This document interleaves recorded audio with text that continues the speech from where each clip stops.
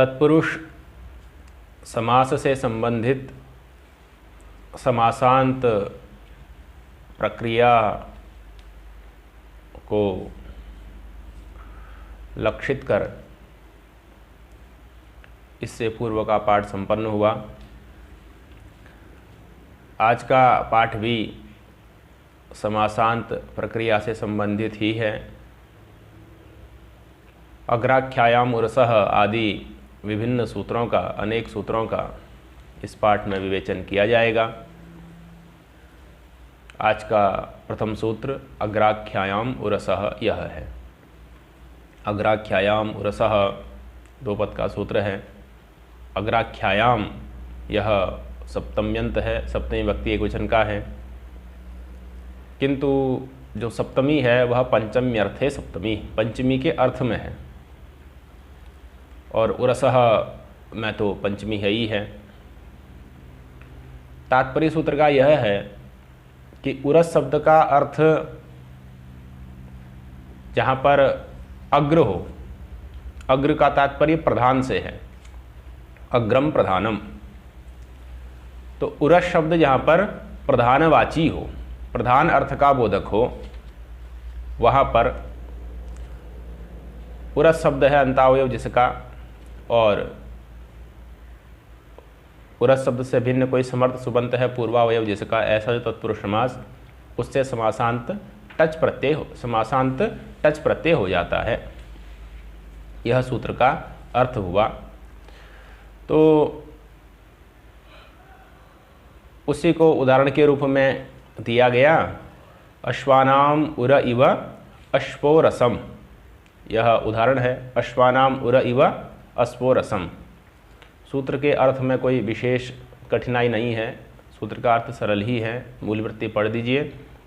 अग्राख्यायाम उरसः, अग्राख्यायाम उरसः, जहाँ पर अग्र अर्थ को अग्र आख्या हो, अग्र आख्या हो अर्थात अग्र प्रधान अर्थ को कहने वाला उरस शब्द हो, हैं।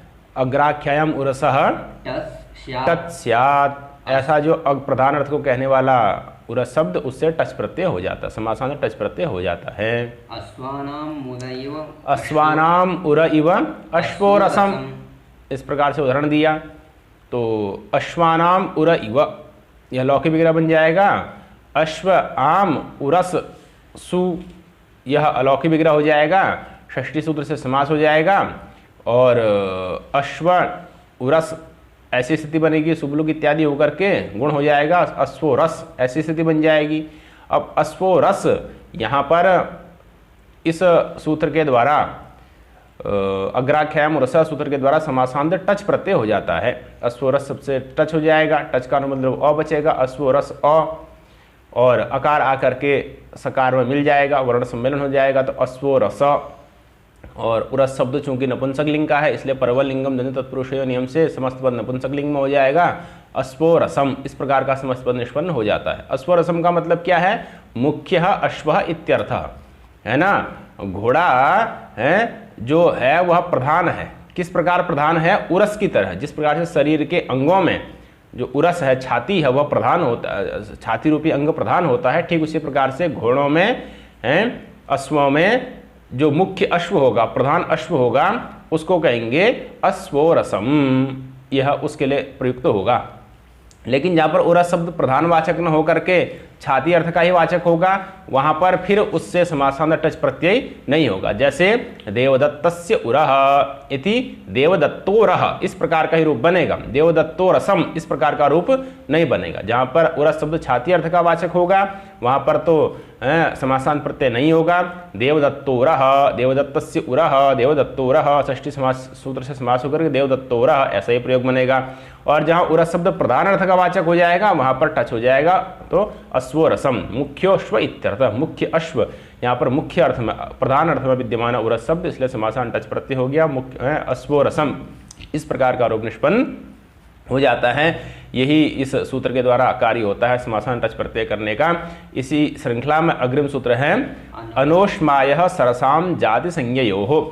अब इसमें 3 शब्द का पाठ है सूत्र में। अनोष्मायः सरसाम, 4 शब्दों का पाठ है। अनस, अनोष्मा, अनस, अस्मन, अयस, सरस, ये 4 शब्द हैं। पहला है अनोष्मायः अनस, दूसरा है अस्मन, तीसरा अयस और चौथा सरस। ये 4 शब्द हैं।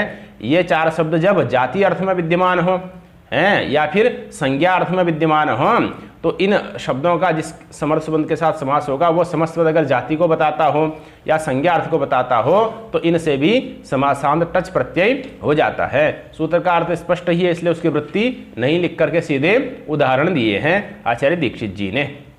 तो तत्स्यात् इतना ही मात्र वृत्ति लिखी क्योंकि सूत्र से अर्थ स्पष्ट हैं। तो तत्स्यात् जातौ संज्ञायां च, जातौ संज्ञायां च, इतनी वृत्ति लिखी। तत्स्यात् जातौ संज्ञायां च कि जाति अर्थ में और संज्ञा अर्थ में टच प्रत्यय हो जाता है इन 4 शब्दों से। ठीक है। उपानसम, उपानसम पहला उदाहरण दे दिया। उपानसम, इनमें पहले 4 उदाहरण जाति के होंगे, फिर 4 उदाहरण संज्ञा के होंगे। तो उपानसम इस प्रकार का रूप बनता है।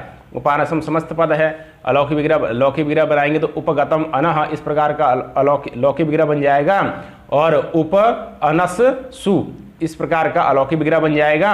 अलौकिक विग्रह में समास हो जाएगा कुगति प्रादय, सूत्र के द्वारा प्रादि समास होकर के उपानस बन जाएगा। अब यह जाति अर्थ का वाचक है उपानस शब्द, इसीलिए इससे समासान टच होगा, टच का अ आ जाएगा, सकार में मिल जाएगा और परवल लिंगम नदी तत्पुरुष नियम से उरस शब्द चूंकि नपुंसक लिंग का है अनस शब्द, इसीलिए समस्त पद नपुंसक लिंग में चले जाएगा। उपानसम इस प्रकार का समस्त पद निष्पन्न हो जाता है उपानसम। तो ये पहला उदाहरण हुआ उपानसम। दूसरा उदाहरण है अमृताश्मः। अमृतश्चासो अस्मा च विशेषण समास हो जाएगा। विशेषण विशेषण बहुलम से अमृतसु अस्मनसु अलौकिक विग्रह में समास होकर के अमृतास्म अमृतास्मन शब्द बनेगा। समासान टच प्रत्यय हो जाएगा। टच प्रत्यय अकार मतलब अभसंज्ञा और नस्त द्वितीय सूत्र से अन का लोप अकार मिल जाएगा। अमृताश्मः इस प्रकार का रूप बन जाएगा अमृताश्मः। तृतीय उदाहरण है कालायसम। कालायसम कालम च तत् अयः कालसु अयसु वही विशेषण विशेषण बहुलम समास सूत्र से समास कर देना। प्रातिपदिक संज्ञा शुभ लोग संधि इत्यादि होकर के कालायस बन जाएगा। समासान टच प्रत्यय हो जाएगा। टच का अ आके सकार में मिल जाएगा। नपुंसक लिंग हो जाएगा कालायसम। यह उदाहरण बन गया। मंडूक सरसम इति जाति ही मंडूकानाम सरह। मंडूक सरसम तो मंडूकानाम सरह लौकिक विग्रह हो गया। मंडूकाम सरस्सु अलौकिक विग्रह हो गया। अलौकिक विग्रह में षष्ठी सूत्र से समास कर दीजिए, टच कर दीजिए, अकार को वर्ण सम्मेलन इत्यादि कर करके मंडूक सरसम इस प्रकार का रूप निष्पन्न हो जाता है। इति जाति ही ये 4 शब्द जातिवाचक हो गए। अब ऐसे ही 4 उदाहरण इसके संज्ञा में बन जाएंगे। उसके उदाहरण दिए महानसम महच्च तत् अनः। महच्च तत् अनः। अनः शब्द के अनेक अर्थ होते हैं, एक रसोई अर्थ भी अनः शब्द का होता है तो महच्च तत् अनः इस लौकिक विग्रह में और महत्सु अनस्सु इस अलौकिक विग्रह में सन महत् परमोत्तमोत्कृष्टा पूज्यमान ही सूत्र से समास कर दीजिए। और महत् का जो तकार है उसको आगे वक्षमाण सूत्र है आन महत समानाधिकरण जाति है उससे आत्म हो जाता है, सवर्ण दीर्घ हो जाता है, महा बन जाता है।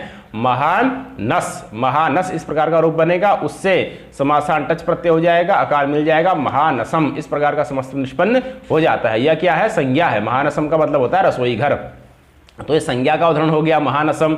दूसरा उदाहरण है पिंडाश्मः। पिंडस्य अश्मा इस प्रकार का लौकिक विग्रह बन जाएगा। पिंड ngस अस्मन सु इस प्रकार का अलौकिक विग्रह बन जाएगा। अलौकिक विग्रह में अनोस्मायस रसम जाति संज्ञेय सूत्र के द्वारा टच हो जाएगा। तो पिंडास्मन टच का अ नस्त द्वितीय से भ संज्ञा नस्त द्वितीय से अन का लोभ पिंडास्म एक देश विकृत फिर प्रातिपदिक संज्ञा ऋतुसर्ग पिंडाश्मः इस प्रकार का संज्ञा। यह लोहे का जो पत्थर होता है उसको बोलते हैं पिंडाश्म। तो लोहे के पत्थर की एक संज्ञा है पिंडाश्मः। लोहितायसम लोहितम च तत् अयः। लोहितम च तत् अयः तो लोहित सु अयस्सु इस अलौकिक विग्रह में समास कर दीजिए। समास करने के बाद विशेषण समास हो जाएगा। विशेषण विशेषण बहुलम से लोहितायस बन जाएगा। टच का अ आके मिल जाएगा लोहितायसम। यह भी एक संज्ञा है। तो इस प्रकार से लोहितायसम लाल लोहा इत्यादि अर्थ हो जाएगा। तो लोहितायसम यह संज्ञा है इसलिए टच हो गया लोहितायसम। अग्रिम है जलसरसम। जलसरसम हैं जलानाम सरह। जलानाम सरह या जल से सरह इस प्रकार से भी विग्रह कर सकते हैं। तो जल ngस सरस सु अलौकिक विग्रह में समास होकर के जल सरसम इस प्रकार का समस्त निष्पन्न हो जाता है जल सरसम। तो इति संज्ञा यह 4 शब्द किस क्या है? संज्ञा है। तो इसलिए यहाँ पर समासान टच प्रत्यय होकर के यह 8 उदाहरण इसके बन गए हैं, 4 जाति के बन गए, 4 संज्ञा के बन गए। तो इस प्रकार से अनुस्माय सरसाम जाति संज्ञा सूत्र का विवेचन हुआ। अग्रिम सूत्र है ग्राम कौटकाभ्याम च ग्राम कौटाभ्याम च तक्षणः। ग्राम कौटाभ्याम च तक्षणः। ग्राम शब्द के बाद में अगर तक्षण शब्द आ जाए या कौट शब्द के बाद में अगर तक्षण शब्द आ जाए तो उससे भी समासांत टच प्रत्यय हो जाता है। ग्राम शब्द के बाद में तक्षण शब्द आ जाएगा तो ग्रामस्य तक्षा, ग्रामस्य तक्षा लौकिक विग्रह हो गया, ग्राम तक्षण सु अलौकिक विग्रह हो गया। ग्राम शब्द के बाद में तक्षण शब्द आ गया, षष्ठी सूत्र से समास हो गया, ग्राम तक्षण बन गया। ग्राम के बाद में तक्षण शब्द आ गया तो उसको समासांत टच प्रत्यय हो गया, ग्राम कौटाभ्याम च तक्षणः। समासांत टच प्रत्यय हो गया। टच के परम होने पर ग्राम तक्षण की भव संज्ञा अन का लोप हो जाएगा, नस्त दिते से और आके मिल जाएगा ग्राम तक्षः। गांव का जो बढ़ई होता है उसको बोलते हैं ग्राम तक्षः है। इसी प्रकार से कौट तक्षः, कौटश्चासो तक्षा च, कौटसु पहले कौटसु और उधर तक्षणसु अलौकिक विग्रह में समास हो जाएगा। विशेषण विशेषण बहुलम सूत्र से कौट तक्षण बन गया। ग्राम कौटाभ्याम च तक्षण सूत्र से टच हो गया, टच का अ बन गया। ग्राम तक्षण अ नस्तदित से भव संज्ञा और अन का लोप टिलोप हो जाएगा नस्तदित से ग्राम तक्षः। इस कौट तक्षः इस प्रकार का समस्त निष्पन्न हो जाता है। कौट का मतलब क्या है तो स्वतंत्र हैं, स्वतंत्र। कौट का मतलब होता है स्वतंत्र। कौट शब्द कैसे बनेगा तो कुट्याम भवः कौटः। कुटी शब्द से पहले तत्र भव अर्थ में अण प्रत्यय कर देंगे, आदि वृद्धि हो जाएगी तो कौटः बनेगा। कौटः का मतलब क्या है, ऐसा व्यक्ति जो किसी अन्य की जमीन में न रह करके कोई अपनी व्यक्तिगत जमीन में ही कुटिया बना करके रहता है उसको बोलते हैं कौट। तो व्यक्ति कैसा होता है स्वतंत्र होता है ना। तो स्वतंत्र शब्द का वाचक है कौट शब्द। तो 150 है, इसलिए मूल वृत्ति पढ़ दीजिए। ग्राम कौटाभ्याम च तक्षण की मूल वृत्ति ग्रामस्य तक्षा, तो ग्रामस्य तक्षा, ग्राम तक्षः ये उदाहरण हुआ पहला। साधारण इत्यर्थ, साधारण इत्यर्थः यहाँ पर ग्राम तक्षा का मतलब क्या, साधारण मामूली बढ़ई इत्यादि अर्थ इसका हो जाता है। चलिए कुट्याम भवः, कुट्याम भवः कौटः, कुटी में होने वाला जो होता है उसको कौट कहते हैं। स्वतंत्रः, कौटः बनाने के लिए पहले कुटी शब्द से अण हो जाएगा, जैसे आदि वृद्धि, जैसे इकालोप, कुटी के इकालोप अकार मिल जाएगा, कौटः ये बन जाएगा स्वतंत्र इत्यर्थः। कौटः का मतलब है स्वतंत्र। सचासो तक्षा च, स्वतंत्र जो तक्षा उसको कहेंगे कौट तक्षः। इस प्रकार से कौट तक्षा इस रूप की सिद्धि निष्पत्ति, इस रूप की निष्पत्ति हो जाती है। चलिए अग्रिम सूत्र है अतेः शुनः। अति इसके बाद में अगर श्वन शब्द आ जाए, अति शब्द, अति के बाद में क्या आ जाए श्वन शब्द आ जाए तो उससे भी समासांत टच प्रत्यय हो जाता है। अतेः शुनः, उसी को वृत्ति में लिखा है अतिश्वो वराहः, अतिश्वो वराहः श्वानम अतिक्रांतः, श्वानम अतिक्रांतः। तो श्वानम अतिक्रांत लौकिक विग्रह बन जाएगा। स्वन अम अति इस प्रकार का अलौकिक विग्रह बन जाएगा। और अत्यादय क्रांताद्यर्थ द्वितीय या वार्तिक से समास हो जाएगा, नित्य समास। अति का पूर्व निपात अतिश्वन बन जाएगा। अब यहाँ पर अति के बाद में श्वन शब्द आ गया, इसलिए इसको समासांत टच प्रत्यय हो जाएगा। टच के परम होने पर टच की अनुबंध लोप, टच का अनुबंध लोप अ, भव संज्ञा टिलोप और वर्ण सम्मेलन अतिश्वः। इस प्रकार का रूप निष्पन्न, एकदश विकृत न्याय प्रातिपदिक संज्ञा इत्यादि यथावत होते ही हैं, सारे कार्य दिमाग बुद्धि में रखने हैं। तो अतिश्वः इस प्रकार का रूप निष्पन्न हो जाता है। अतिश्वः स्त्रीलिंग में प्रयोग करना हो तो टच प्रत्यय चूंकि टित है इसलिए ङीप प्रत्यय ङीप हो जाएगा टिड्डाणे सूत्र से। तो अतिश्वी इस प्रकार का रूप निष्पन्न हो जाता है। अतिश्वः का मतलब क्या हुआ, वराह, ऐसा वराह जिसने कुत्ते का भी अतिक्रमण कर लिया है। तो कुत्ते का भी अतिक्रमण करने वाला जो वराह है उसको कहेंगे अतिश्वः। और अतिश्वी यह जो शब्द है इसका अर्थ होता है सेवा, अतिश्वी सेवा। अतिश्व शब्द से टच, अतिश्व शब्द से ङीप होकर के अतिश्वी शब्द बनता है। और अतिश्वी का मतलब होता है सेवा। कैसी सेवा, अत्यंत तुच्छ सेवा। जो चापलूस तरीके के व्यक्ति होते हैं चुगलखोर इत्यादि व्यक्ति होते हैं जो कि मालिक के चार अगल बगल ही हमेशा घूमते रहते हैं, इस प्रकार के जो व्यक्ति, इस प्रकार के जो सेवक होते हैं उनकी सेवा को कहा जाता है अतिश्वी सेवा, अत्यंत तुच्छ सेवा। वस्तुतः सेवा करना तो बहुत है उत्कृष्ट कार्य, सेवा धर्म परम गहनो योगिनम अप्यगम्य। लेकिन अतिश्वी सेवा का तात्पर्य उस व्यक्ति के लिए, अतिश्वी सेवा उस व्यक्ति की सेवा को कहा जाता है जो चापलूस चुगलखोर इत्यादि व्यक्ति होता है, उसकी सेवा को अतिश्वी सेवा कहा जाता है। तो अतिश्वी बनाने के लिए स्वानम अतिक्रांता इस प्रकार से लौकिक विग्रह बनेगा। और स्वन अम अति इस प्रकार का लौकिक विग्रह में अतिश्व बन जाएगा, ङीप होकर के अतिश्वी सेवा इस प्रकार से रूप निष्पन्न हो जाता है। उसी को मूल में लिखा है अतिश्वो वराह अतिश्वी सेवा। तो इस प्रकार से अतिशुनः सूत्र का विवेचन पूर्ण होता है। अग्रिम सूत्र है उपमानाद अप्राणिषु। उपमानात अप्राणिषु, हैं ऊपर से इसकी अनुवृत्ति आएगी, शुनः की अनुवृत्ति आ जाती है, इसलिए सूत्र का अर्थ बन जाता है अप्राणी विषयकात उपमानवाचिनः। अप्राणिषु सूत्र में कहा गया उपमानात अप्राणिषु दो पद का सूत्र है, तो उपमानात अप्राणिषु, अप्राणिषु का अर्थ क्या लिखा? अप्राणी विषयकात, प्राणी से भिन्न हो, प्राणी से भिन्न हो। उपमानवाचकात, ऐसा उपमानवाचक पद हो जो प्राणी न हो, प्राणी से भिन्न उपमानवाचक जो पद, उसके बाद में अगर स्वर्ण शब्द आ जाए, प्राणी भिन्न जो उपमानवाचक शब्द, उस प्राणी भिन्न उपमानवाचक शब्द के बाद में अगर स्वर्ण शब्द आ जाता है तो उससे भी समासांत टच प्रत्यय हो जाता है। उसी को लिखा अप्राणी विषय, मूल वृत्ति पढ़िए तो अप्राणी विषय कोपमान वाचिन। हाँ, अप्राणी विषय कोपमान वाचिन, अप्राणी विषयक जो उपमान है ना, तदवाचक जो शब्द, उससे पर में जो शुनः जो स्वर्ण शब्द, उससे क्या हो जाता है? तत्स्यात्, उससे टच समासान टच प्रत्यय हो जाता है। स्वर्ण शब्द के षष्ठी व्यक्ति में रूप में बनता है शुनः, श्वा श्वानो श्वान इत्यादि रूप इसके चलते हैं। तो उसी आगे उदाहरण में क्या लिखा? आकर्षः श्वा इव इति आकर्षश्वः, आकर्षः श्वा इव। आकर्ष शब्द का अर्थ क्या है? यहां पर आकर्ष श्वा इव में जो आकर्ष है वह उपमानवाचक शब्द है, और आकर्ष का मतलब यह होता है कि जो 5 अंगुली का एक विशेष प्रकार की लकड़ी होती है, खलिहान में, खेतों में धान इत्यादि को खींचने के लिए एक कुत्ते की जो अंगुलियां होती हैं, 5 अंगुलियां, उनके आकार की, उनके जैसी ही एक विशेष प्रकार की लकड़ी होती है जिससे कि उस धान इत्यादि को खलिहान में खींचा जाता है।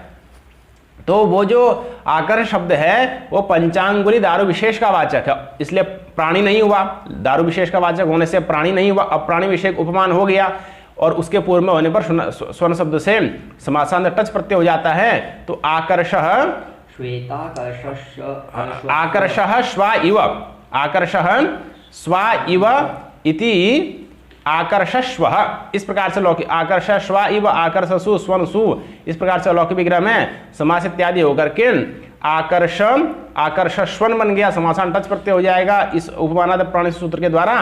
तो क्या और भ संज्ञा टिलोप वर्ण सम्मेलन आकर्षश्वः, इस प्रकार का रूप निष्पन्न हो जाता है। जहां पर प्राणीवाचक शब्द ही उपमान बन जाएगा वहां पर फिर टच प्रत्यय नहीं होगा। जैसे वानरः श्वा इव, वानरः श्वा इव इति वानरश्वा, कि वानरः श्वा इव, कुत्ता बंदर की तरह है। कुत्ता कैसा है? बंदर कैसा? कुत्ते की तरह है। वानरः श्वा इव, बंदर कुत्ते की तरह है, हैं? तो इस प्रकार से यहाँ पर जो उपमानवाचक शब्द है वो वानर है, लेकिन वो प्राणी विषयक उपमान हो गया, प्राणीवाचक उपमान हो गया, इसलिए इस से समासान टच प्रत्यय समस्त पद से नहीं होगा। तो इसके रूप कहे चलेंगे वानरश्वा, वानरश्वानो, वानरश्वानः, इस प्रकार से, और द्वितीय व्यक्ति बहुवचन में वानरशुनः, इस प्रकार से रूप चलेंगे। लेकिन आकर्षश्व के रूप राम शब्द की तरह चलेंगे, वो अदंत हो गया, ये अनंत ही रहेगा। तो ये दोनों में अंतर आएगा। आकर्षश्व आकर्षश्व आकर्षश्वाह, इस प्रकार से राम की तरह रूप चलाना है, क्योंकि इसमें समासान टच प्रत्यय होकर के अदंत बन गया है। और वानरश्वा, वानरश्वानो, वानरश्वानः का स्वर शब्द की तरह रूप चलाना है, जिसका द्वितीय व्यक्ति बहुवचन में वानरशुनः इत्यादि रूप चलेंगे, वानरशुनः इत्यादि तृतीय व्यक्ति वचन में रूप चलेंगे। तो इस प्रकार से यहाँ पर वानर चूंकि उपमानवाचक शब्द हो गया, इसलिए यहाँ पर समासान टच प्रत्यय भी नहीं हुआ, तो वानरश्वा इस प्रकार का ही रूप रह गया। इस प्रकार से इस सूत्र का भी विवेचन होता है उपमानाद प्राणिषु। अग्रिम सूत्र है उत्तर मर्ग पूर्वाच सक्थनः। यहाँ पर शक्ति शब्द है, शक्ति शब्द से समासान टच प्रत्यय कर देंगे, लेकिन उस शक्ति शब्द से पहले क्या होना चाहिए? उत्तर मृग पूर्व, ये 3 शब्द होना चाहिए। उत्तर शब्द के बाद में शक्ति शब्द आ जाए, मृग के बाद में शक्ति शब्द आ जाए, पूर्व शब्द के बाद में शक्ति शब्द आ जाए, या फिर चात उपमानात, उत्तर मृग पूर्वाच सूत्र में जो चौ ग्रहण किया गया है, चकार ग्रहण बलात् उपमानाद प्राणिषु सूत्र से उपमानात की भी अनुवृत्ति आ जाती है।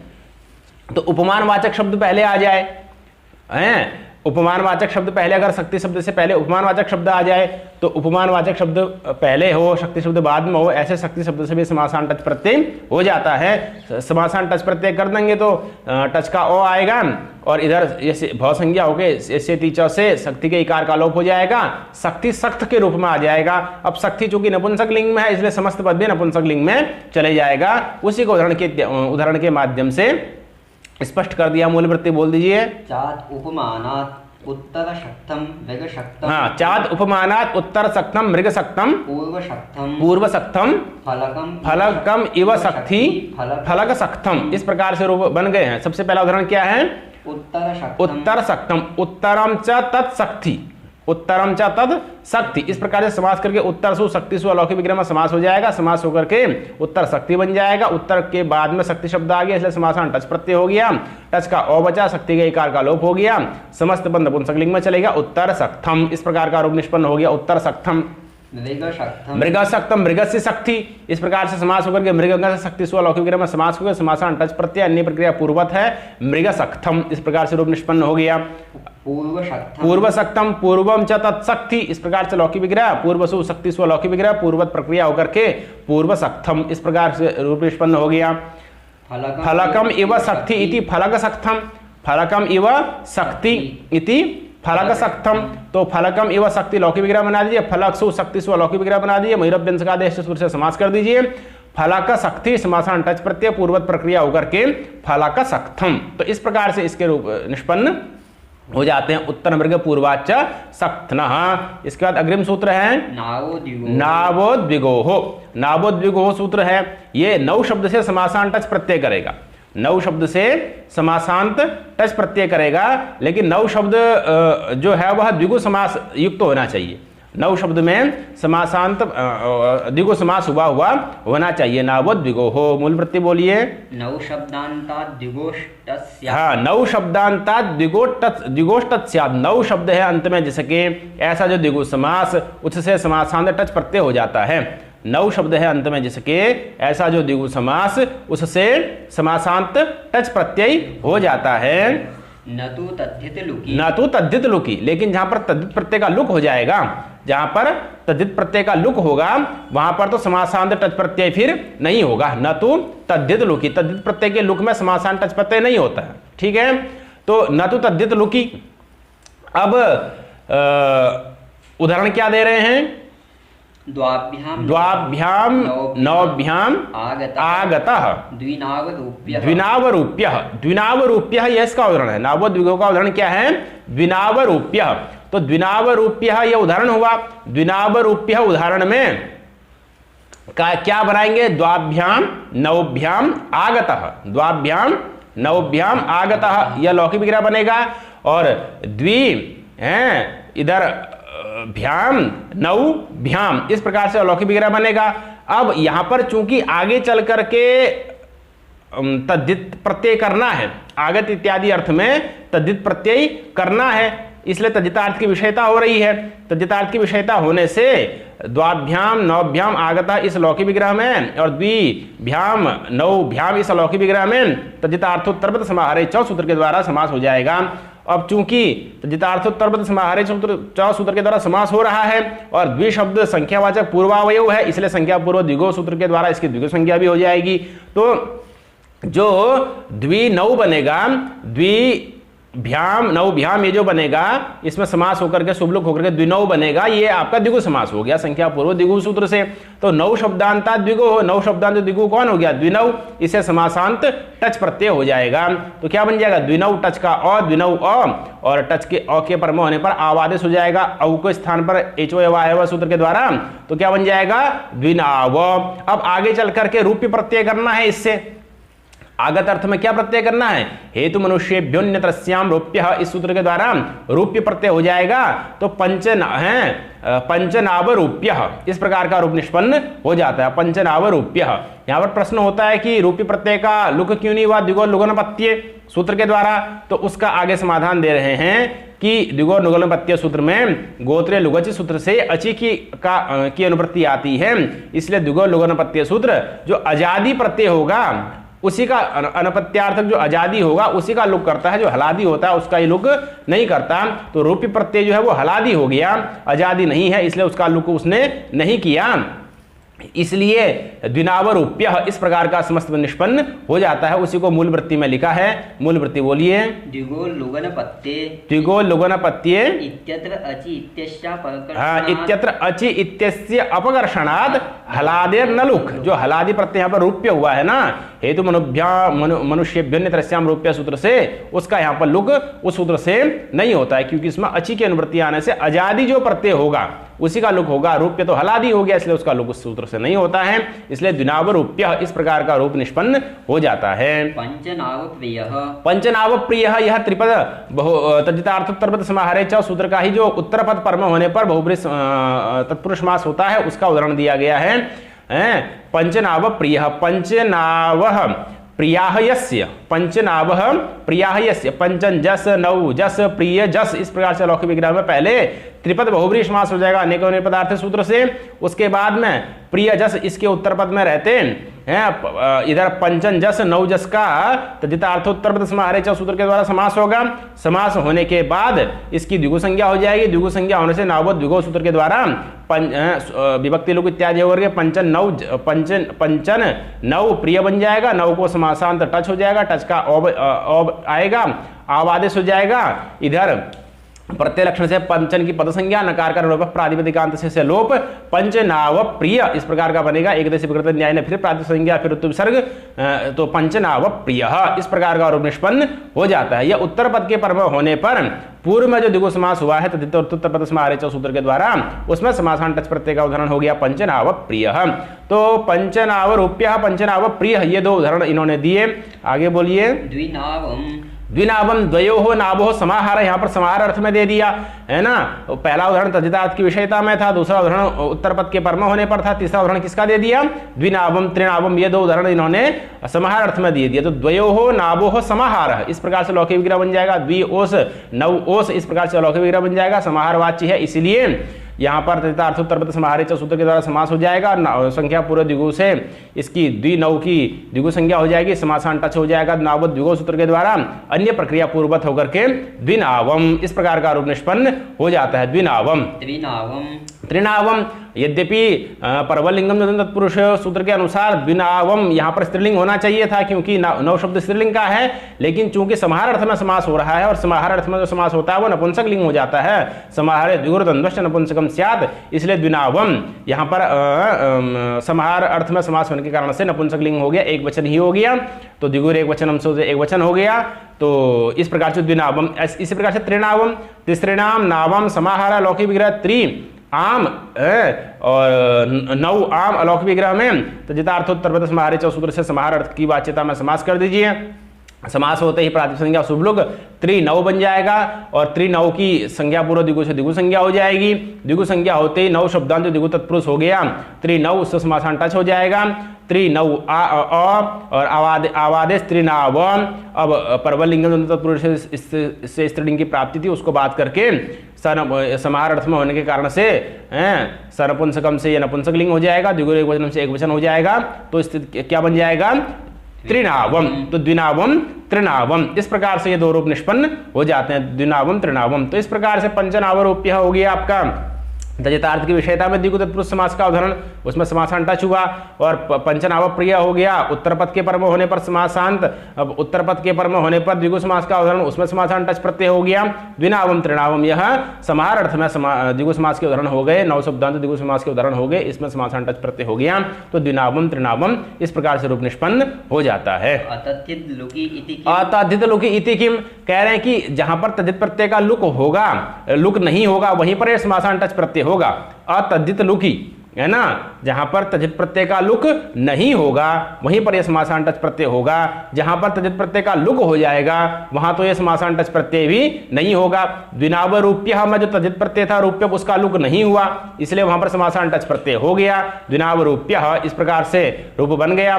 लेकिन जो अग्रिम उदाहरण दे रहे हैं उसमें तद्धित प्रत्यय का चूंकि लुक हो जाता है, इसलिए वहां पर फिर समासांत टच प्रत्यय भी नहीं होता। उसी को लिख रहे हैं अतद्धित लुकी इति किम पंचभिर्नौभिः क्रीतः पंचनौः। यहाँ टच प्रत्यय नहीं हुआ, क्यों? क्योंकि पंचभिर्नौभिः क्रीतः इस अलौकिक विग्रह में पंचन जस नौ जस इस अलौकिक विग्रह पंचभी पंचन भिस नौ भिस इस अलौकिक विग्रह में जब तद्धितार्थ की विषयता में समास हुआ तद्धितार्थ उत्तर समाहारे च सूत्र के द्वारा, तो आगे चल करके क्रीत अर्थ में जो प्रत्यय होना था उस क्रीत प्रत्यय में होने वाला जो क्रीत अर्थ में होने वाला जो तद्धित प्रत्यय उसका अध्यर्ध पूर्वाद द्विगो लुक संज्ञायाम इस सूत्र से लुक हो जाता है। तो चूंकि जो कृतार्थक प्रत्यय है उसका आगे चल करके अध्यर्ध पूर्वाद द्विगो लुक संज्ञायाम सूत्र से लुक हो जाएगा, इसलिए यहाँ पर अतद्धित लुक की बात नहीं बनी, तद्धित लुक ही हो गया, इसलिए यहाँ पर समासान टच प्रत्यय भी नहीं हुआ। तो पंचनौः समस्त पद स्त्रीलिंग में चले गया नौ शब्द के स्त्रीलिंग होने के कारण से, तो पंचभिर्नौभिः क्रीतः इति पंचनौः इसी प्रकार से रूप निष्पन्न, इसी प्रकार से रूप रह गया। पंचनाभम इस प्रकार से रूप नहीं बना, क्यों? क्योंकि यहाँ पर जो कृतार्थक ठक इत्यादि प्रत्यय है उसका अध्यद्य पूर्वाद द्विगो लुक संज्ञान सूत्र के द्वारा लुक हो जाता है, इसलिए यहाँ पर अतद्धित लुकी वाली स्थिति नहीं रही, तद्धित लुक हो गया, इसलिए समासान टच प्रत्यय भी नहीं हुआ। पंचभिर्नौभिः क्रीतः पंचनौः इस प्रकार से मूल में लिखा है। तो पंचभिर्नौभिः क्रीतः पंचनौः इस रूप की सिद्धि हुई। अग्रिम सूत्र है अर्धाच। अर्ध शब्द के बाद में भी अगर नौ शब्द आ जाएगा तो उसको भी समासान टच प्रत्यय हो जाता है। अर्ध शब्द के बाद में नौ शब्द के आने पर समासान टच प्रत्यय करने वाला सूत्र है अर्धाच। नाभ अर्धम अर्धनाभम इस प्रकार से इसका उदाहरण है। तो अर्धनाभम समस्त पद है, उसका अलौकिक विग्रह क्या बनेगा? नाभ अर्धम इस प्रकार से लौकिक विग्रह बन जाएगा। अलौकिक विग्रह क्या बनेगा? नौ ngस अर्ध सु इस प्रकार से अलौकिक विग्रह बन जाएगा। अर्धम नपुंसकम इस सूत्र से समास हो जाएगा, अर्ध का पूर्ण निपात हो जाएगा, अर्ध नौ बन जाएगा। अर्ध शब्द के बाद में चूंकि नौ शब्द आ गया है इसलिए इसको समासान टच प्रत्यय हो जाएगा और अ के पर में होने पर औ के स्थान पर आवादेश हो जाएगा अर्धनाव। अब नपुंसक लिंग का है नौ, यहाँ पर अर्ध शब्द है इसलिए समस्त पद आपका नपुंसक लिंग में ही चले गया। अर्धनावम इस प्रकार का समस्त पद निष्पन्न हो गया अर्धनावम। उसी को लिखा है नाभ अर्धम अर्धनावम। अर्धानावष्टस्यात् अर्ध शब्द के बाद में जो नौ शब्द उसको समासान टच प्रत्यय हो जाता है। नाव अर्धम अर्धनावम अर्धनावम। नाव अर्धम लौकिक विग्रह हो जाएगा और अर्धनावम समस्त पद है आपका अर्धनावम। क्लीबत्वम लोकात कह रहे हैं, ठीक है। अर्धनावम में अर्धनव शब्द है तो नौ उत्तर पद हो गया स्त्रीलिंग का, इसलिए समस्त पद स्त्रीलिंग में जाना चाहिए था, लेकिन कह रहे हैं कि क्लीबत्वम लोकात, क्योंकि चूंकि लोक में भाषा में अर्धनावम इसी प्रकार से रूप होता है, अर्धनव इस प्रकार से रूप प्रयुक्त नहीं होता है। लोकाश्रयत्वात् लिंगस्य लिंगम अशिष्यम लोकाश्रयत्वात् लिंगस्य। पाणिनि व्याकरण लिंग का अनुशासन नहीं कर सकता, क्यों? लोकाश्रयत्वात् एक ही शब्द एक प्रदेश में भिन्न लिंग में बोला जाता है, वही शब्द भिन्न प्रदेश में भिन्न लिंग में बोला जाता है, इसलिए लिंग चूंकि लोकाश्रित है इसलिए पाणिनि व्याकरण के द्वारा लिंग का अनुशासन पूर्ण रूप से नहीं किया जा सकता है। तो लोकाश्रयत्वात् लिंग से इसका आचरण करते हुए अर्धनावम शब्द में यद्यपि स्त्रीलिंग की प्राप्ति थी, क्योंकि नौ शब्द स्त्रीलिंग का है और परवल लिंगम जनु तत्पुरुषेय नियम से यहाँ पर स्त्रीलिंग होना चाहिए था समस्त पद का, लेकिन फिर भी अर्धनावम इस प्रकार से भाषा में प्रयोग होता है। नपुंसक लिंग में अर्धनावम शब्द का प्रयोग भाषा में देखा जाता है, इसलिए क्लीबत्वम लोकात। लोक में ये शब्द चूंकि नपुंसक लिंग में है, क्लीब का मतलब नपुंसक होता है, इसलिए समस्त पद भी नपुंसक लिंग में ही प्रयुक्त होता है अर्धनावम। इस प्रकार से क्लीबत्वम लोकात इसका तात्पर्य हुआ। क्लीबत्वम लोकात ये हुआ। अर्धाच सूत्र का विवेचन हुआ। अग्रिम सूत्र है खारियाः प्राचम। खारियाः प्राचम सूत्र है, खारी शब्द से समासान टच प्रत्यय करेगा, टच का अ आएगा, खारी का ई निकल जाएगा, खारी खार के रूप में आ जाएगा, यही विशेषता है। और वृत्ति पढ़ दीजिए। द्विगोः अर्धाच खार्याश्च टच स्यात् कि द्विगु के बाद में अगर खारी शब्द आ जाए और अर्ध शब्द के बाद में अगर खारी शब्द आ जाए, नावो द्विगो से द्विगु की अनुवृत्ति आ जाएगी, नावो और अर्धाच सूत्र से अर्ध की अनुवृत्ति आ जाएगी। तो द्विगु समास के बाद में अगर खारी शब्द आ जाए या फिर इधर अर्ध शब्द के बाद में अगर खारी शब्द आ जाएगा तो उससे समासांत टच प्रत्यय हो जाता है। उदाहरण क्या दिया? द्विखारम द्विखारी द्वयोः खारियोः समाहारः। द्वयोः खारियोः समाहार। समाहार अर्थ में तजितार्थोत्पत्ति समाहारे सूत्र के द्वारा समास हो जाएगा। द्वि ओस खारी ओस अलौकिक विग्रह हो जाएगा। अलौकिक विग्रह होने पर द्विखारी बनेगा। खारी में अभी दीर्घ इकार है, संज्ञा पूर्व दिगु से दिगु संज्ञा हो जाएगी, तो दिगु के बाद में खारी शब्द हो गया, इसको समासान टच प्रत्यय हो जाएगा। खारी प्राचम सूत्र के द्वारा टच का बचेगा तो द्विखारी और अ के पर में होने पर द्विखारी की भव संज्ञा, इससे जैसे इका लोप द्विखार। अब चूंकि समाहार अर्थ में समास हुआ है, द्विगु समास है, इसलिए सनपुंसकम से नपुंसक लिंग हो जाएगा, द्विगु एक वचनम से एक वचन हो जाएगा, द्विखारम। इस प्रकार का निष्पन्न हो जाता है। विकल्प से है टच प्रत्यय, जिस पक्ष में टच प्रत्यय नहीं होगा उस पक्ष में द्विखारी बना हुआ है, टच का अ है और टच यहाँ होगा नहीं तो द्विखारी दीर्घ ही है। अब चूंकि समाहार अर्थ में समास है इसलिए नपुंसक लिंग का हो गया। नपुंसक लिंग का होने से ह्रस्वो नपुंसके प्रातिपदिकस्य, इस सूत्र के द्वारा खारी को ह्रस्व हो जाएगा तो दीर्घ ये ह्रस्व बन जाएगा, द्विखारी बन जाएगा। और एकदेश विकृत न्याय ने फिर प्रातिपदिक संज्ञा होगी, सु आएगा, समो नपुंसकात, सूत्र के द्वारा सु का लुक हो जाएगा तो द्विखारी। इस प्रकार से रूप निष्पन्न हो जाता है द्विखारम द्विखारी। तो द्विखारम हो गया समासांत प्रत्यय वाला और द्विखारी हो गया समासांत के अभाव वाला, टच के अभाव वाला। इसी प्रकार से दूसरा उदाहरण है अर्धखारम अर्धखारी। तो खारिया अर्धम, इस प्रकार से लौकिक विग्रह, खारी ngस अर्ध सु, इस प्रकार से अलौकिक विग्रह। और उधर इस अर्ध नपुंसकम सूत्र से समास हो जाएगा, अर्ध पहले आ जाएगा, अर्ध खारी बन जाएगा। अर्ध खारी में समासान टच प्रत्यय कर दीजिए खारिया प्राचम सूत्र के द्वारा। टच के आने में खारी, टच के आने से भव संज्ञा, इकार का स्थिति जैसे लोप, अकार मिल जाएगा, अर्ध खारम है। इस प्रकार से रूप निष्पन्न हो जाएगा। उधर अर्ध खारी ऐसा ही रूप रहेगा, टच नहीं होगा तो अर्ध खारी इस प्रकार से बना हुआ है। खारिया अर्धम में अर्ध खारी बना और उसको ह्रस्व हो जाएगा तो क्या बन जाएगा अर्ध खारी। तो उसी को मूल में लिखा है अर्ध खारम अर्ध खारी। अग्रिम सूत्र इस प्रकार से खारिया प्राचम सूत्र का विवेचन पूरा होता है। अग्रिम सूत्र है द्वित्रिभ्याम अंजले। द्वित्रिभ्याम अंजले है। द्वि और त्रि इन दो शब्दों के बाद में अगर अंजलि शब्द आ जाता है तो उसको भी समासान टच प्रत्यय हो जाता है। टच के पर में अंजलि का ई निकल जाएगा और मिल जाएगा अंजलि अंजलो, इस रूप में आ जाएगा। द्वित्रिभ्याम अंजले है। द्वि और त्रि शब्द के बाद में अगर अंजलि शब्द आ जाता है तो उससे भी समासान टच प्रत्यय हो जाता है। मूल वृत्ति पढ़ दीजिए। टच वा स्यात् विकल्प से होता है द्विगौ है, द्विगु समास में।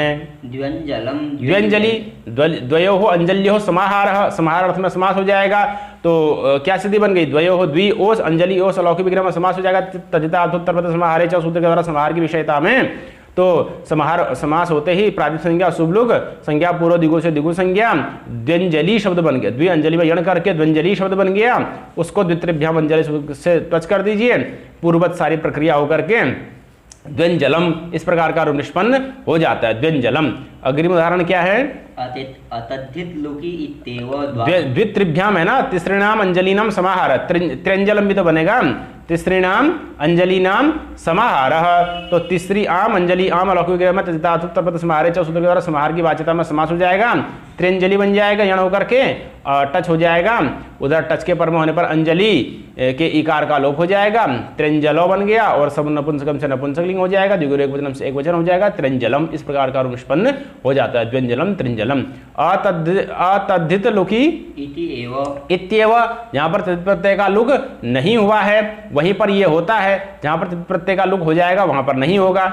जैसे द्वाभ्याम अंजलिभ्याम क्रीता द्व्यंजलि है ना, तो द्व्यंजलि जो पहले बनाया था उसमें तद्धित प्रत्यय हुआ ही नहीं है तो लुक का कोई प्रसंग नहीं है। लेकिन जहां पर तद्धित प्रत्यय हो और उसका लुक हो जाए वहां पर समासांत प्रत्यय नहीं होता है। जैसे द्वाभ्याम अंजलिभ्याम क्रीतः, यहां पर तजितार्थोत्तरपद समाहारे च सूत्र के द्वारा तजितार्थ की विषयता में समास कर रहे हैं और जो क्रीतार्थक प्रत्यय होगा उसका चूंकि अध्यद्य पूर्वाद द्विगु लुक संज्ञायाम सूत्र के द्वारा लुक हो जाएगा, इसलिए यहां पर अतद्धित लुक वाली बात नहीं हुई, तद्धित लुक वाली स्थिति बन गई, इसलिए यहां पर समासांत प्रत्यय भी टच प्रत्यय भी नहीं होगा। तो द्वाभ्याम अंजलिभ्याम क्रीतः, द्विभ्याम अंजलिभ्याम अलौकिक विग्रह में तजितार्थोत्तरपद समाहारे च सूत्र के द्वारा तद्धितार्थ की विषयता में समास हो जाएगा, यण होकर के द्वंजलि बन जाएगा, और फिर इसको समासांत टच प्रत्यय नहीं होगा, क्योंकि जो क्रियार्थक प्रत्यय होने वाला है तद्धित का, उसका अध्यर्थ पूर्वात इस सूत्र के अध्यर्थ पूर्वात द्विगो लुक संज्ञायाम इस सूत्र के द्वारा लुक होना है, इसलिए यहाँ पर समासांत टच प्रत्यय नहीं होगा। द्वंजलि ही समस्त बंध स्त्रीलिंग में चले जाएगा, हैं परवलिंगम तत्पुरुष नियम से, तो द्वंजलि ही इस प्रकार का ही रूप निष्पन्न हो जाता है। उसी को लिखा अतद्धित लुकी इत्येव द्वाभ्याम अंजलिभ्याम क्रीता द्वंजलि ही, इस प्रकार से द्वंजलि रूप की निष्पत्ति हो जाती है। अग्रिम सूत्र है ब्रह्मणो जानपदाख्यायाम, ब्रह्मन शब्द से भी समासांत टच प्रत्यय होता है। जानपदाख्यायाम, जनपदे भवम जानपदम, जनपद में जो होता है उसको कहते हैं जानपद, और जानपदस्य आख्या जनपदाख्या, जनपद विशेषवाची अर्थ होना चाहिए। जानपदाख्या का मतलब क्या हुआ, जनपद विशेषवाची अर्थ में विद्यमान, जनपद विशेषवाची, जनपद विशेष का बोध अगर हो रहा है तब वहां पर जो ब्रह्मन शब्द उत्तर में है उस ब्रह्मन शब्द से समासांत टच प्रत्यय हो जाता है। ब्रह्मणो जानपदाख्यायाम, उदाहरण क्या दिया, ब्रह्मंता तत्पुरुषात्, हाँ ब्रह्मंता तत्पुरुषात्, ब्रह्मन शब्द है अंत में, जैसे कि ऐसा जो तत्पुरुष समास, उस तत्पुरुष समास से उससे समासांत टच प्रत्यय हो जाता है। जानपदत्वम, हाँ समासेन जानपदत्वम आख्यायते चेत, अगर समास के द्वारा समस्त पद के द्वारा जानपदत्वम आख्यायते, जानपदत्वम अर्थात जनपद विशेष अर्थ का अगर बोध हो रहा है, जानपदत्वम आख्यायते का मतलब हुआ जनपद विशेष रूपी अर्थ अगर वहां पर कहा जा रहा है, समस्त पद अगर जनपद विशेष रूपी अर्थ को बता रहा है तो वहीं पर समासांत टच प्रत्यय होगा। जहां पर जनपद विशेष रूपी अर्थ को नहीं बताएगा वहां पर ब्रह्मन शब्द से फिर समासांत टच प्रत्यय भी नहीं होगा। जैसे सुराष्ट्रे ब्रह्मा, सुराष्ट्र ब्रह्म, इस प्रकार का रूप बनाया गया सुराष्ट्र ब्रह्म, तो सुराष्ट्रे ब्रह्मा इस प्रकार से लौकिक विग्रह बनाएंगे, सुराष्ट्रंगी ब्रह्मन सु इस प्रकार से अलौकिक विग्रह बनाएंगे, और सप्तमी शौंडही में सप्तमी का योग विभाग कर करके सप्तम्यंतम समर्थेन सुबंतेन स समस्यते इस प्रकार से अर्थ कर करके सप्तमी सौंडही सूत्र में सप्तमी का योग विभाग कर करके समास हो जाता है। क्योंकि सौंडारिगण में इसका पाठ नहीं है, आगे सिद्ध शुष्क पक्को बंदे में इनका परिगणन नहीं, ब्रह्मन शब्द का परिगणन नहीं है, इसीलिए योग विभाग से ही काम यहाँ पर चलाना होता है। तो सुराष्ट्रंगी ब्रह्मन सु अलौकिक विग्रह में सप्तमी इस योग विभक्त सूत्र के द्वारा समास हो जाएगा, सुराष्ट्र ब्रह्मन बन जाएगा। अब सुराष्ट्र ब्रह्मन सौराष्ट्र देश का वाचक है, ब्राह्मण किस ब्राह्मण को लेना है, जो है सुराष्ट्र देश में उत्पन्न ब्राह्मण है उसी को लेना है, तो सुराष्ट्र जनपद विशेष की आख्या हो गई सुराष्ट्र ब्रह्म शब्द, इसीलिए यहां पर समासांत टच प्रत्यय हो गया, टच का अनुबंध लोप अ बचा, सुराष्ट्र ब्रह्मन अ हुआ, भ संज्ञा हो गई, नस्त जिते सूत्र के द्वारा अन का लोप हो गया, सुराष्ट्र ब्रह्म बन गया, एकदश विकृत न्याय ने फिर प्रातिपदिक संज्ञा ऋतु विसर्ग सु आएगा, ऋतु विसर्ग हो जाएगा, तो सुराष्ट्र ब्रह्म इस प्रकार का रूप निष्पन्न हो जाता है। जहां पर ब्रह्मन शब्द, जहां पर समस्त पद जनपद विशेष का वाचक नहीं होगा वहां पर फिर टच प्रत्यय नहीं होगा। जैसे देव ब्रह्मा, देवानाम ब्रह्मा, देवानाम ब्रह्मा इस अलौकिक विग्रह में, देव आम ब्रह्मन सु इस अलौकिक विग्रह में यहां पर समासांत टच प्रत्यय नहीं होगा। क्यों? क्योंकि यहां पर जो देव ब्रह्मा पद बनाएंगे वो जनपद विशेष का वाचक नहीं है, इसलिए यहां पर टच प्रत्यय नहीं होगा। तो सु में क्या रूप बनेगा? देव ब्रह्मा।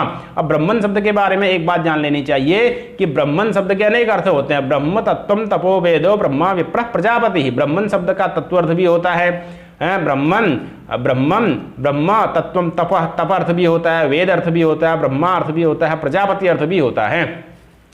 अब इनमें से ब्रह्मन शब्द पुल्लिंग में भी प्रयुक्त होता है और ब्रह्मन शब्द नपुंसक लिंग में भी प्रयुक्त होता है। अब कहाँ ब्रह्मन शब्द पुल्लिंग में प्रयुक्त होगा और कहाँ ब्रह्मन शब्द नपुंसक लिंग में प्रयुक्त होगा, तो इसको अमर कोशकार ने बताया, तत्वम तपो वेदः ब्रह्म, ब्रह्म तत्वम तपो वेदः, तत्व अर्थ हो, तप अर्थ हो या वेद अर्थ हो, इन तीन अर्थों में ब्रह्मन शब्द नपुंसक लिंग में ही प्रयुक्त होता है। ब्रह्मन शब्द का अगर क्या अर्थ हो, तत्व अर्थ हो, तप अर्थ हो या वेद अर्थ हो, इन तीन अर्थों में ब्रह्मन शब्द नपुंसक लिंग में प्रयुक्त होता है। और जहां पर ब्रह्मन शब्द का अर्थ ब्रह्मा हो या प्रजापति हो, विप्र अर्थ हो या फिर प्रजापति अर्थ हो, वहां पर तो ब्रह्मन शब्द पुल्लिंग में प्रयुक्त होता है। तो अयम ब्रह्मा इदम ब्रह्म, अयम ब्रह्मा का मतलब क्या होगा? या तो विप्र अर्थ होगा या प्रजापति अर्थ होगा, पुल्लिंग होगा। इदम ब्रह्म इसका मतलब क्या होगा? या तो तत्व होगा या तप होगा या वेद होगा। तो इस प्रकार से यह रूप निष्पन्न होता है तो देवानाम ब्रह्मा, देव ब्रह्मा में तो ब्रह्मा शब्द का मतलब विप्र है, इसलिए वहां पर पुल्लिंग का ही प्रयोग है, देव ब्रह्मा हैं। और सुराष्ट्र ब्रह्म में चूंकि जनपद विशेष का वाचक हो गया, इसलिए समासान टच प्रत्यय होकर के अन का लोप होकर के देव ब्रह्म पुल्लिंग का रूप इस प्रकार से बन गया देव ब्रह्म। इसके राम की तरह रूप चलेंगे। और जो जिसमें जो नपुंसक लिंग का होगा उसके ब्रह्म ब्रह्मणी ब्रह्माणी, ब्रह्म ब्रह्मणी ब्रह्माणी इस प्रकार से रूप चलते हैं। और पुल्लिंग वाले के ब्रह्मा ब्रह्माणो ब्रह्माण इस प्रकार से रूप चलते हैं। ये ब्रह्मन शब्द के बारे में विशेष चर्चा हुई। इसके बाद अग्रिम सूत्र आता है कुमहद्भ्याम अन्यतरस्याम। कुमहद्भ्याम अन्यतरस्याम सूत्र भी समासान टच प्रत्यय करता है, लेकिन इसका जो उदाहरण है, इसके दो उदाहरण बन गए, एक तो कुब्रह्मा और महाब्रह्मा। अब इसमें जो महाब्रह्मा और महाब्रह्मा ये दो उदाहरण बनते हैं। इन दो उदाहरणों में चूंकि आन महता समानाधिकरण जातीयो हो इस सूत्र की आवश्यकता होती है, इसीलिए आन महता समानाधिकरण जातीयो हो सूत्र के विवेचन पुरस्सर ही कुमहद्भ्याम अन्यतरस्याम सूत्र के अर्थों की के उदाहरणों की संपूर्णता हो पाती है, जिसका विवेचन कुमहद्भ्याम अन्यतरस्याम सूत्र के साथ आन महता समानाधिकरण जातीय सूत्र की चर्चा के साथ में अग्रिम पाठ में किया जाएगा।